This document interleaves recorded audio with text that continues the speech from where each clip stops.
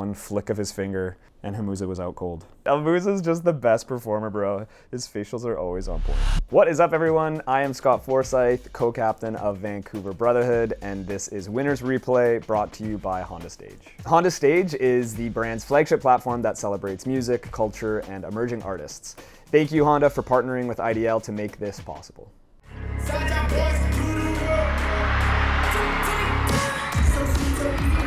So, today I will be breaking down our round 2 set from IDL Seoul. This was a really fun one for Brotherhood. We are big fans of the movie, which we drew a lot of inspiration from. The group in particular, we call it Sajahood. Yeah, it was just really fun to tap into the theme and the concept and how we could find ways to execute that on stage given the rules and regulations and constraints that we have. So the biggest challenge for us with this set were our hats. So this is a traditional Korean hat called a gat, which is a hat that the characters in the movie wore, and it is super dope. I love it, but it's extremely hard to dance with because traditionally it's actually meant to be worn on top of your head, not on your head. And so we were up late into the night before finding a way to secure these hats onto our heads because during tech, a few of them fell off. We had to sew and glue these hats onto beanies the night before, and Brotherhood is great at a lot of things, but arts and crafts is not our forte. But shout outs to Dayton and Ryan, who actually know how to thread a needle and to sew, and they really helped us out the night before game day, and it worked. The hats didn't fall off our heads, but that was probably the number one thing that I was most nervous about with this set was our hats falling off, and so I'm really glad that they didn't. Awesome. This first section was choreographed by Michael DeLeva, a visual master, and he really leaned into how can we use the hats to our advantage. Very simple movement, but super effective given the angle of the hats and how many of us there are in the formation. That was all him, so really glad with how that turned out. So this pose right here, if you're familiar with the movie, we really tried our best to hit the iconic pose that this group hits in that movie. And so you can kind of go one by one with each of these guys and compare it to the movie to see each of those poses. All right, so this section was choreographed by the one and only Mr. Dayton here. And I think one really cool thing was while he was choreographing, he was also keeping in mind that we were going to be wearing the hats on stage, and so he incorporated that within the choreography for certain moments, and then other moments we had to adapt the choreography in order to not hit the hat off of our head, and he basically did that all on the spot. Super professional. He killed it and is an absolute beauty, so shout outs to Dayton for that. Oh, jeez Louise. Look at this leg here. Ay, ay, ay. The flexibility is insane. I remember first trying to learn this choreography. I would say Dayton's choreography is the hardest for me personally to learn. It's so good, but his range is insane, and I had to practice this section the most out of either set. This was the one that stressed me out the most.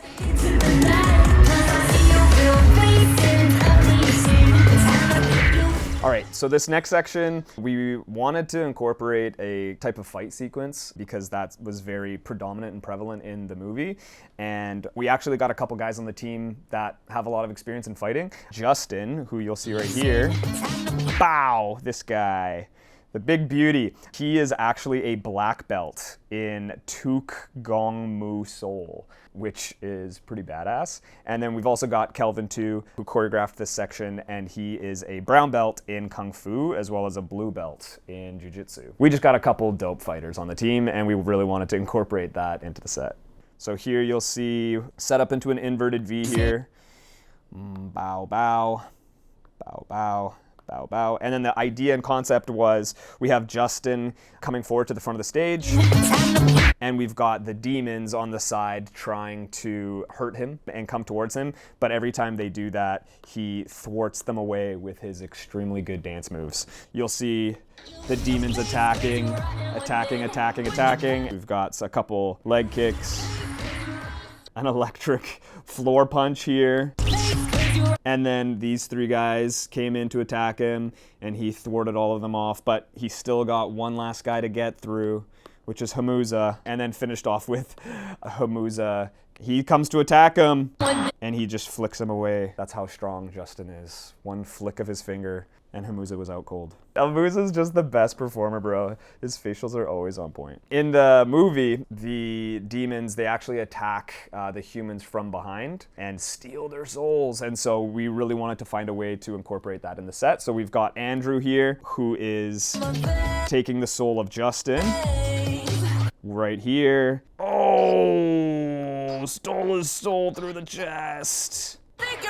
And he rips it out, and he has it in his hand, and then Justin dies. This part in the music, it felt a little bit more like emotional, and so we wanted to find a way, how do we express that through our choreography and with our blocking. And so we figured having like a circle that's turning around while there's this emotional group in the middle that's dancing and expressing their pain and the yearning of being demons, but deep down, they're good guys. And so that was the purpose behind this section. A demon! We really tried to hit that angle there with our hands. Demon with no feelings. That was fun. All right, so this next section is the chorus. When I was choreographing this, I really saw in my head a very K-pop inspired chorus. Simple but effective. And going into this, to be completely honest, there was a little bit of a stumble here by myself. And honestly, I think it's just the hats were really difficult. They were angled down a little bit, and so it made it difficult for us for spatial awareness, but also the light coming down and then trying to find our spacing. I had quite a bit of a distance to travel here. Obviously, no excuses, but oh, there's a little stumble there. But you know what? Nobody's perfect. And you know, there's actually the theme of this movie in particular, it's around shame. And so instantly just forgiving yourself in those moments and knowing that nobody's perfect, but accepting those imperfections is part of you. And part of me is stumbling on my very first step here. So shout outs to that.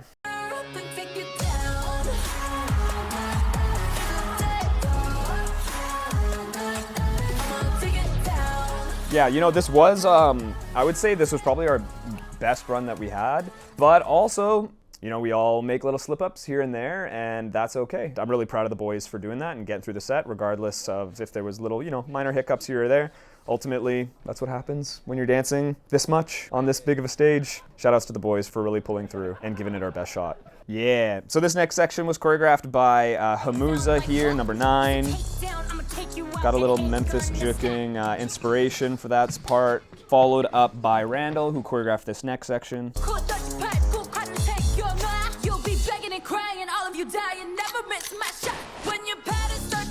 And then we got this little emote cannon here. So if you're familiar with the movie or in general just anime, the switch ups of emotions on the characters' faces happening really fast, we wanted to find a way, how can we do that on stage? And so that's where the inspiration for this section came from.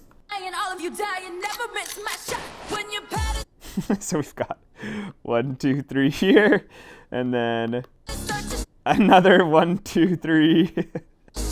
And a final 1, 2, 3. I love it. And then this next section choreographed by Adrian, who just absolutely popped off.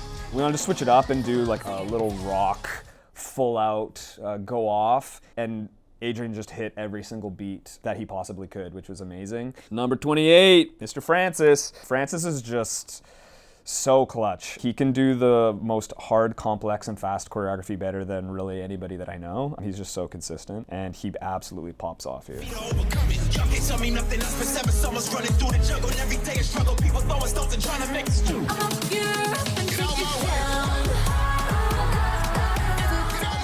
Yeah, and then this was just the closer. When I was choreographing this, again, really wanted to draw inspiration from a little bit of K-pop being in Korea and a strong dance closer that you often see in music videos. And so just very like strong, quick, intricate choreography, very much like attacking forward. That was the vision behind it. Just had this group that had just finished dancing here, and then we've got boys coming on stage. We've just got a little ninja run. We thought a funny, creative way for it to get us on stage. That was a fun time.